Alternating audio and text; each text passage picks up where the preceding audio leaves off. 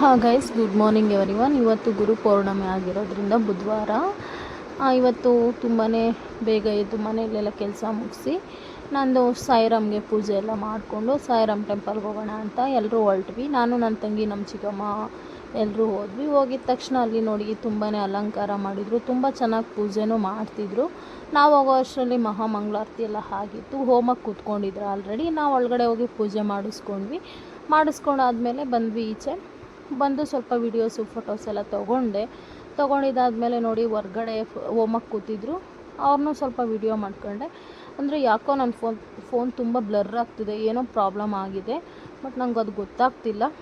ಹಾಗಾಗಿ ನೋಡಿ ತುಂಬ ಜನ ಕ್ರೌಡ್ ಇರೋದ್ರಿಂದ ಎಲ್ಲ ಸ್ವಲ್ಪ ವೀಡಿಯೋ ಮಾಡಿಕೊಂಡು ನಾವು ಕೂತ್ಕೊಳ್ಳೋಣ ಅಂತ ಹೋದ್ವಿ. ಅಲ್ಲಿ ಪ್ಲೇಸ್ ಇರಲಿಲ್ಲ.